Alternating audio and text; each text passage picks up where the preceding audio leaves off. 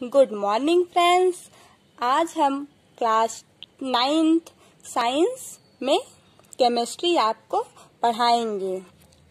Chapter 3 atoms and molecules. Chapter 3 atoms and molecules. अब इसमें ये 5 टॉपिक हमको पढ़ना है। एटम्स एंड मॉलिक्यूल्स चैप्टर का 5 टॉपिक हमको पढ़ना है।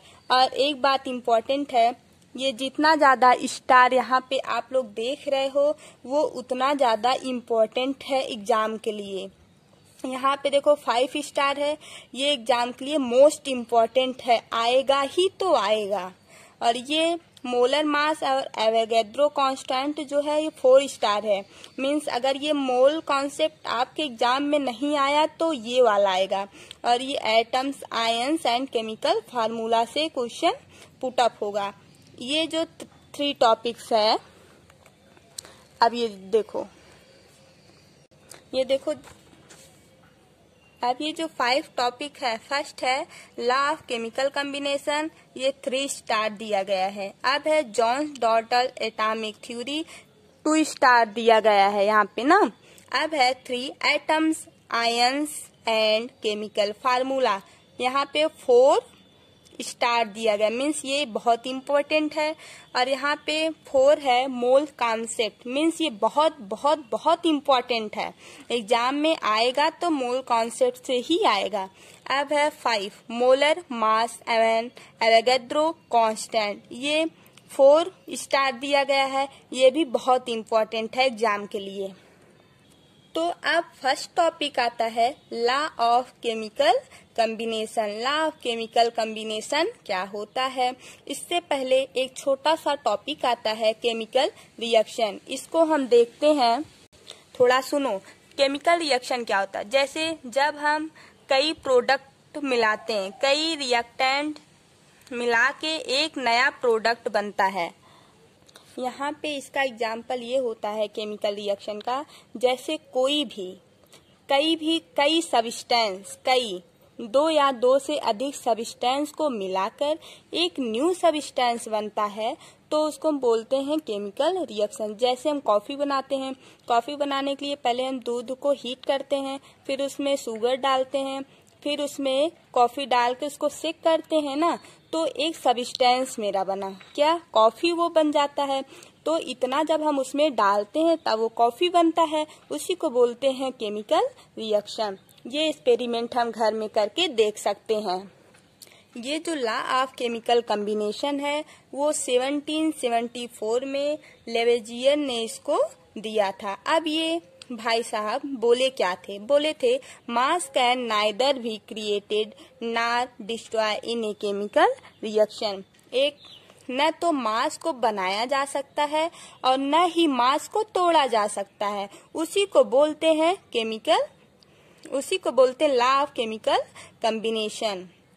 केमिकल कॉम्बिनेशन में न तो हम मास को घटा सकते हैं और न तो मास को हम बढ़ा सकते हैं, उसी को बोलते हैं लॉ ऑफ केमिकल कॉम्बिनेशन। यहाँ पे एक न्यू डेफिनेशन आता है, for any chemical process in a close system the numbers of the reactant must be equal to the number of product. जितना रिएक्टेंट होगा मास का उतना ही मास होगा प्रोडक्ट का। जब दोनों सेम होगा, मास का भी, रिएक्टेंट का भी सेम हो और प्रोडक्ट का भी सेम हो, तब उसको बोलते हैं केमिकल कॉम्बिनेशन। तो आइए हम एग्जांपल देखते हैं।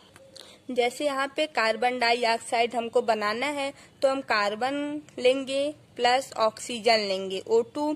तो इसको जब हम एक दूसरे से कंबाइन करते हैं कार्बन डाइऑक्साइड बनता है, मीन CO2 बनता है।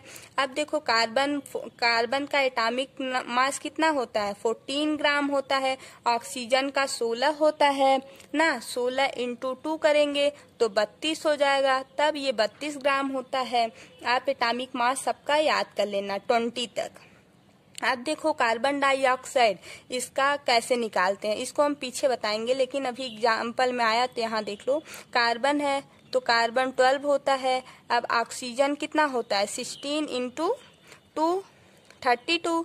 यहाँ पे 32 को हम ऐड करेंगे तो यहाँ पे 44 ग्राम आएगा। ओके, अब देखो केमिकल कॉम्बिनेशन क्या बोलता है, जितना रिएक्टेंट हो उतना ही प्रोडक्ट होना चाहिए। अब हम इसको और इसको, कार्बन के एटॉमिक मास को, ऑक्सीजन के एटॉमिक मास को, दोनों को हम प्लस करेंगे, दोनों को जोड़ेंगे। अब यहाँ पे जब हम जोड़ेंगे 2 2 4 आया। अब ये 3 और 1 4 हुआ, मीन्स 44 ग्राम इधर हुआ। अब इधर जो है हम अभी निकाले हैं 44 ग्राम आया है। इधर भी ये भी इक्वल है, रिएक्टेंट भी इक्वल है और प्रोडक्ट भी इक्वल है। तो ये फॉलो करता है लॉ ऑफ केमिकल कॉम्बिनेशन को। देखो अब हम सेकेंड एग्जाम्पल देखते हैं। जैसे 2H2 है प्लस O2 है इज इक्वल टू 2H2O। ये हम बैलेंस करके बताएंगे। देखो ऑक्सीजन 2 है, यहाँ 2 है, यहाँ हाइड्रोजन 4 है, यहाँ भी 4 है। देखो हाइड्रोजन कितना ग्राम है, हाइड्रोजन का एटॉमिक मास कितना होता है, 2 होता है। अब 2 यहाँ पे है और 2 यहाँ पे है, 4 हुआ। अब यहाँ पे ऑक्सीजन का एटॉमिक मास 16 होता है, 16 × 2 ना। अब यहाँ पे देखो 2 ऐसे होगा, फिर ब्रैकेट में 2 प्लस। अब जहाँ ये कंपाउंड है, जब कंपाउंड रहता है तो यहाँ पे हम प्लस करते हैं, यहाँ प्लस करेंगे। कार्बन का एटॉमिक मास कितना होता है, 16 होता है।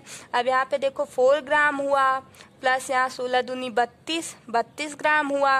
अब यहाँ पे 2 × 18 होगा, 16 2 18। अब यहाँ पे हुआ 18 दूनी 36।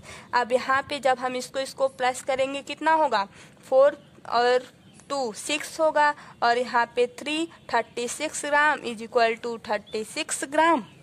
दोनों तरफ इक्वल हुआ, reactant is equal to product. समझ में आया। अब यहाँ पे है इम्पोर्टेंट है, weight before the reaction is equal to weight after the reaction. जितना पहले आएगा, मीन्स यहाँ 44 ग्राम आया है तो यहाँ 44 ग्राम ये वाला CO2 आना चाहिए। अगर नहीं आएगा तो लॉ ऑफ केमिकल कॉम्बिनेशन नहीं है, अगर आएगा तो लॉ ऑफ केमिकल कॉम्बिनेशन को फॉलो करता है। अब एक क्वेश्चन हम करते हैं जो कि इम्पोर्टेंट है। अब ये क्वेश्चन है, why chemical reaction are in accordance with the law of conservation of mass.